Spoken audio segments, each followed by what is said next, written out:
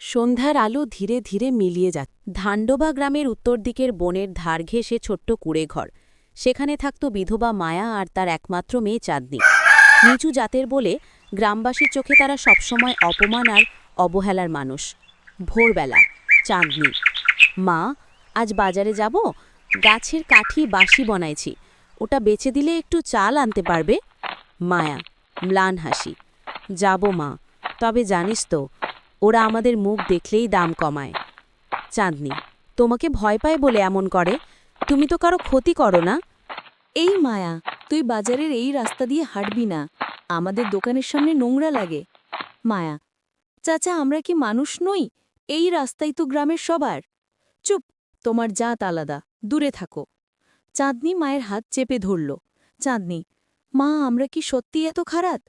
মায়া, না মা, আমরা খারাপ নই, মানুষগুলোই ভুল। একদিন চাঁদনি হঠাৎ জ্বরে পড়ল। মায়া বলল, গ্রামের ডাক্তার আছেন, কেউ কি ডাকবে? গ্রামবাসী দূরে দাঁড়িয়ে ফিস ফিস করল। কুলসুম বুড়ি বলল, ওদের ঘরে গেলে অশুদ্ধ হয়ে যাব।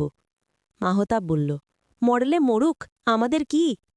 মায়া কাঁদতে কাঁদতে চেঁচিয়ে উঠল, একটু ঔষধ, একটু দলা, আমার মেয়েটা মরছে। কিন্তু কেউ এগিয়ে এলো না।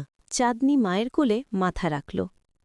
চাঁদনি, মা তুমি কাঁদো না, আমি ঘুমিয়ে যাচ্ছি। চোখ বন্ধ করতেই মায়ের বুক ভেঙে গেল। মায়া, চাঁদনি চোখ খোলো মা, আমাকে একা রেখে যাস না। গ্রামের আকাশ ভারী হয়ে উঠল। গ্রামবাসীরা চলে আসে আর তারা সবাই মিলে চাঁদনির মাকে অপমান করে। তুই নিচু যাকে, না হলে তোকে সবাই মিলে কালি মেখে গ্রাম ছাড়া করব। চাঁদনি গ্রামবাসীর কাছে মিনতি করে, দয়া করেন আমাকে, আমার মেয়ে খুব অসুস্থ, জল না পেলে মারা যাবে, দয়া করেন, না হলে ভগবান আপনাদের ক্ষমা করবেন না। গ্রামবাসীরা রেগে গিয়ে চাঁদনির মার মুখে কালি মেখে দেয়। এরপর চাঁদনি মারা যায় আর চাঁদনির মা। রাত 12টায় চাঁদনির লাশ কোলে বসে কাঁদছিল মায়া। হঠাৎ ঝড় উঠল। মায়ার চোখ লাল হয়ে গেল, চুল উঠতে লাগল। মায়া গর্জে উঠল, তোমরা মানুষ নও, আমার মেয়েকে তোমরা হত্যা করেছ। আজ থেকে আমি আর মানুষ নই, আমি সেই ডাইনি হয়ে জন্ম নিলাম যে অবহেলার মূল্য তোমাদের শেখাবে। গ্রাম কেঁপে উঠল, বটগাছের ডাল দুলতে দুলতে গর্জে উঠল। পরদিন সকালের বাজারে। মাহতাব, রাতের বেলা কে যেন আমার জানালায় থাবা মেরেছে। কুলসুম বুড়ি বলল, আমি দেখেছি, মায়ের ছায়া, চাঁদনির কণ্ঠে কান্না শুনেছি। এক সময় সবাই ভয় পেয়ে এক জায়গায় জড়ো হলো। রহিম চাচা বলল, ওকে আমরা কষ্ট দিয়েছি, এখন কি করব? হঠাৎ ঠান্ডা বাতাস বইতে লাগল। মায়ার ছায়ামূর্তি দেখা গেল ধানের ক্ষেতে।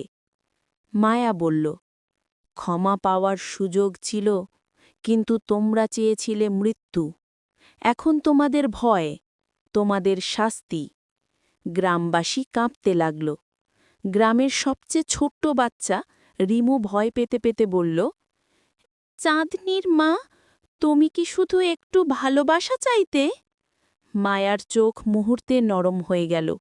মায়া বলল, হ্যাঁ, আমি মানুষ হতে চেয়েছিলাম, কিন্তু তোমাদের নিষ্ঠুরতা আমাকে ডাইনি বানিয়ে দিল।